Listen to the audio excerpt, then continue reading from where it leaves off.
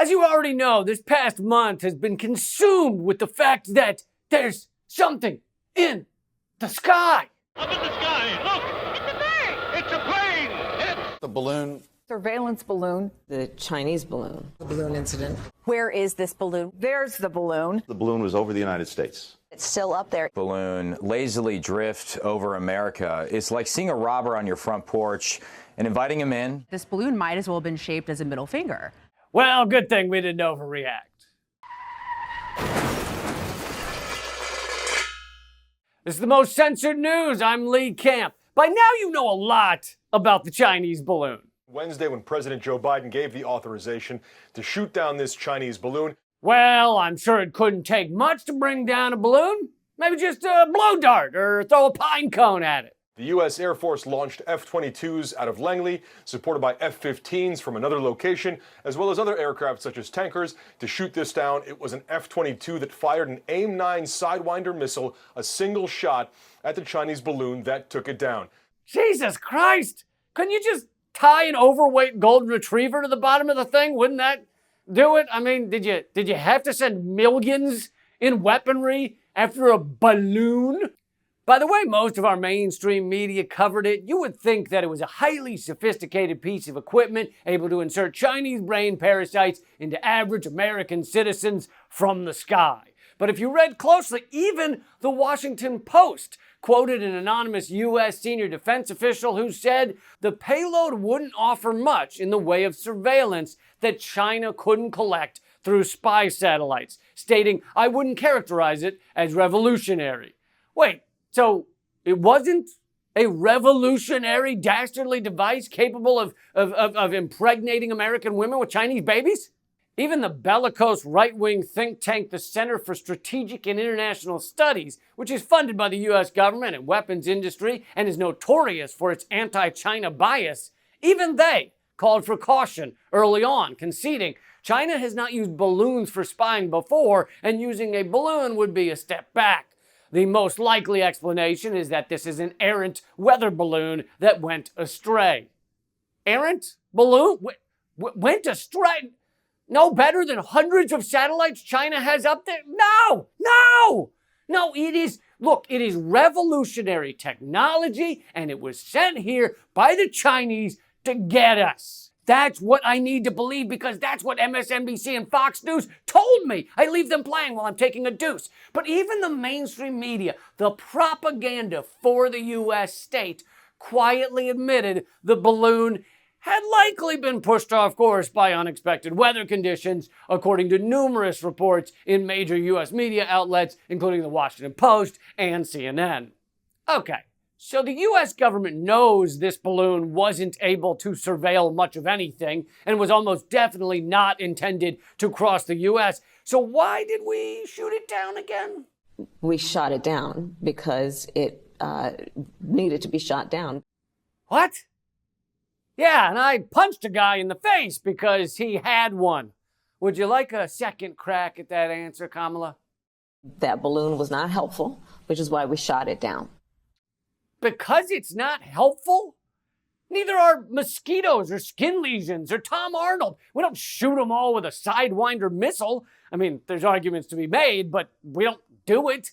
So if you're the U.S. government, what do you do after you've shot down a balloon with a fucking missile? You hunt down and kill all the other balloons that are out to get us.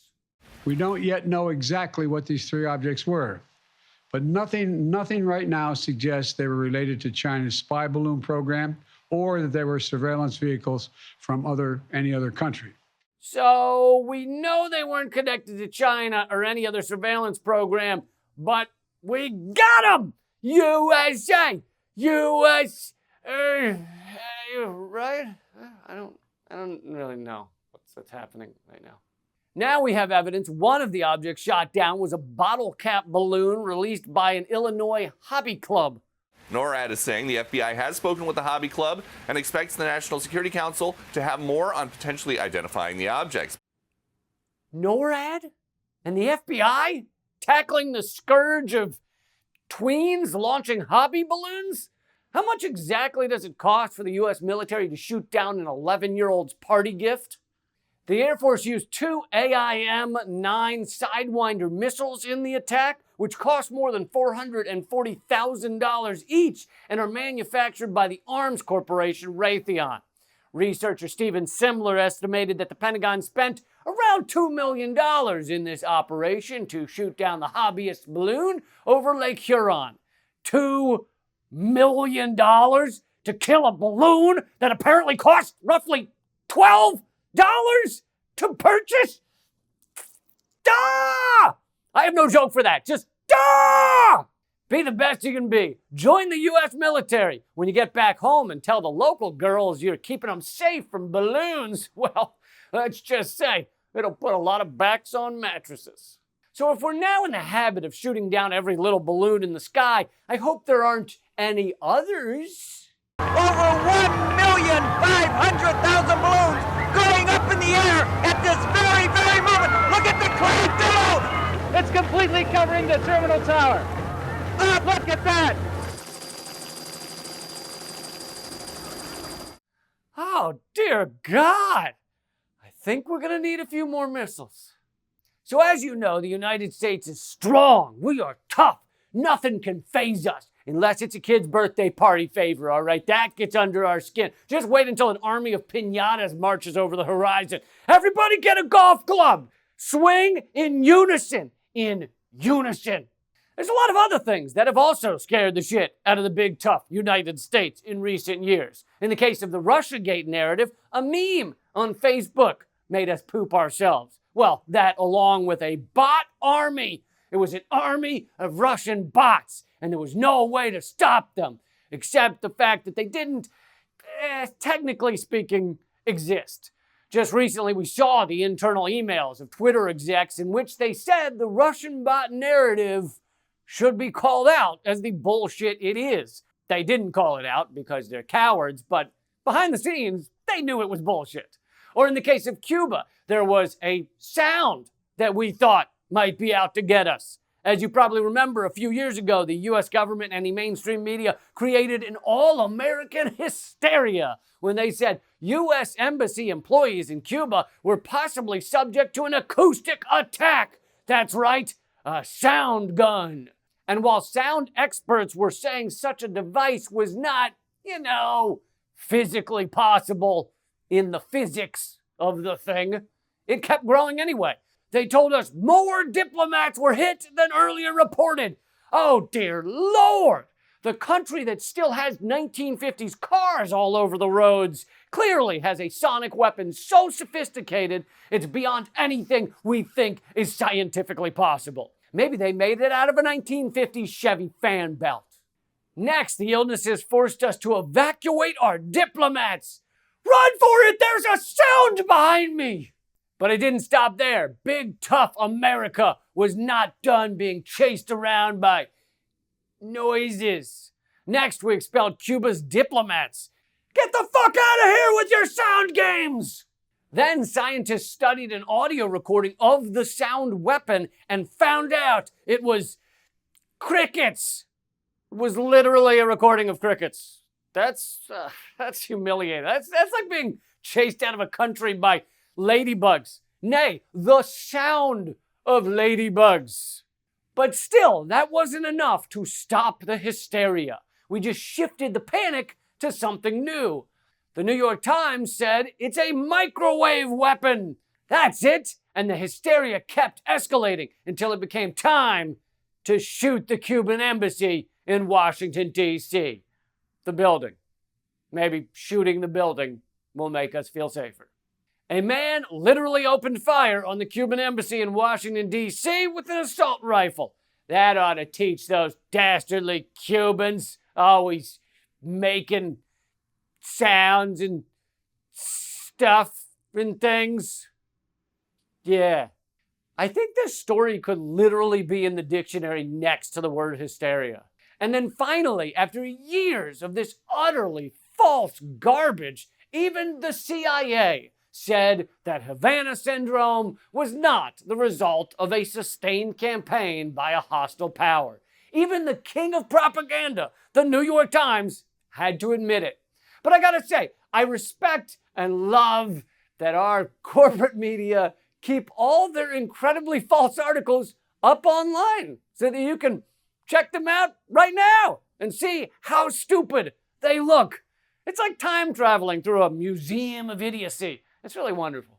But you see, rather than being the tough, strong country we claim to be, the United States is uniquely suited for totally ridiculous hysteria on the level of that guy who created Coney 2012 and then ran around town naked masturbating on parked cars. If only he'd had the American flag painted on his ass cheeks, he'd be a hero. The U.S. has an aggressive 24/7 media cycle that feeds off the fear of us, the viewers. But at the same time, that media won't actually tell Americans to fear most of the things that we should fear, like corporate destruction or the climate crisis, which the mainstream media still covers far less than something like a scary balloon. And even if this Chinese balloon had been a special spy balloon, we can't claim we don't spy way more on China. Besides satellites, the U.S. has dozens and dozens of military bases surrounding their country. Is China surrounding the United States? Do they have loads of military bases in Mexico and China? No! In fact, they only have one military base outside of China in the whole world. It's in Djibouti. So everybody keep an eye out for Djiboutians. They're up to something. For the ruling elite, having you fear other countries is good. It's useful. It keeps people in line, willing to sacrifice their privacy and freedom. Hell, because of the shadows on the wall, we're willing to sacrifice our health care, our water, our bridges. I mean, seeing as we're throwing trillions into the military, but claim there's no money for tap water that doesn't smoke as it comes out of the sink, the burning means it's working. But fear of the big bad wolf does something else for the oligarchs as well. It keeps the citizenry distracted from the real problems, such as the destruction of our lives by the ruling class. Stop falling for it. That's the most censored news for this week. Please make sure you check out all of our other episodes. They're all at youtube.com/behindtheheadlines. Click on the subscribe, click the notify button. Also, we are completely independently funded, okay? If you want to see this show keep going, it's going to come down to you guys. I hope you'll join up at patreon.com/behindtheheadlines. You get all kinds of extra content, such as the blooper reels, which I'm not really happy that they created or put out, but they're there, and they're a good time. But yeah, you get extra content, plus you're supporting independent, fully independent media. So thank you for doing that, and I will see you next week. Keep fighting.